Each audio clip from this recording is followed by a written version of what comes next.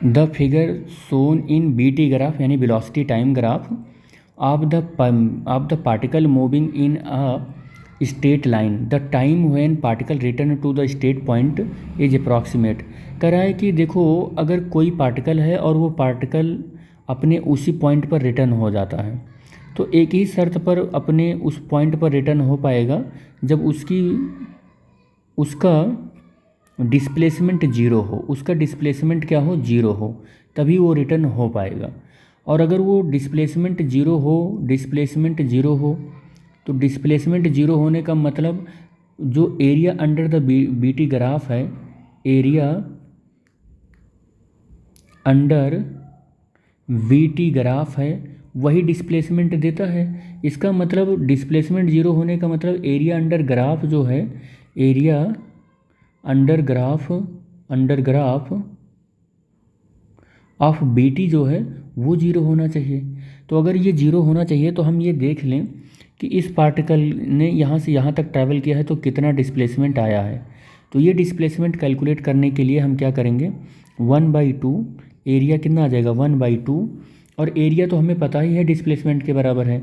तो 1/2 is equal to कितना हो जाएगा, बेस कितना है 25, और इनटू हाइट कितनी है 20 है। इसको सॉल्व करोगे ये 10 आ जाएगा, कितना आ जाएगा 250 आ जाएगा मीटर।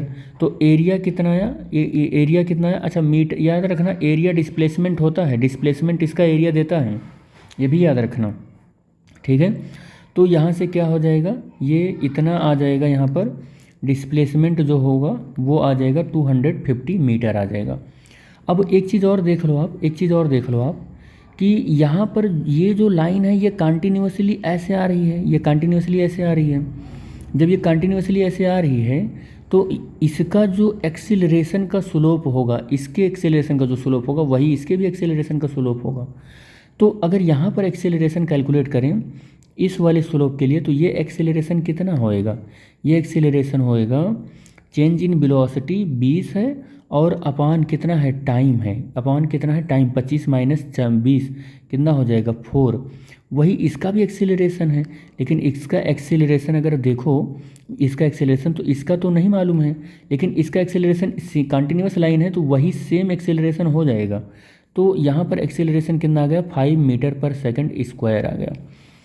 अब अगर ये कह रहा है क्वेश्चन में, देखो ध्यान से, कि the time when particle return, अगर ये पार्टिकल रिटर्न होकर आया होगा तो ज़रूर अगर इतना डिस्प्लेसमेंट इसने या इतना डिस्टेंस इसने इधर ट्रैवल किया है, तो इसे जीरो होने के लिए, इस एरिया को जीरो होने के लिए 250 मीटर की ही ज़रूरत होगी। अगर ये अपने उसी पाथ पर लौट आया है तो अगर ये 250 यानी 250 मीटर का डिस्टेंस ट्रैवल किया है, तो अगर डिस्प्लेसमेंट अपने उसी पाथ पर रिटर्न हो गया तो इसका मतलब ये उतना ही जिधर गया है, मान लो इस डायरेक्शन में, उतना ही लौट कर आए, तभी ये जीरो हो सकता है।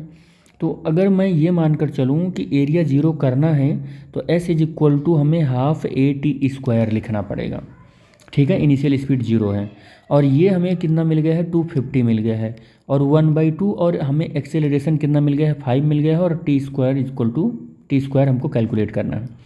यहाँ से इसका मल्टीप्लाई कर दोगे इसमें तो 500 हो जाएगा, और अपान 5 हो जाएगा, और T² हो जाएगा, ये 100 हो जाएगा। कितना हो जाएगा, ये 100 हो जाएगा। ये 2.5 दूना 500 हो जाएगा, हाँ ठीक है। और 5 इधर 4, ये कितना है, ये कितना है, ये तो 5 है, ये 5 है, ये 4 हो जाएगा। ये कितना हो जाएगा, ये 4 हो जाएगा, ये इंटू 4 हो जाएगा। तो ये कितना हो जाएगा, 4 हो जाएगा।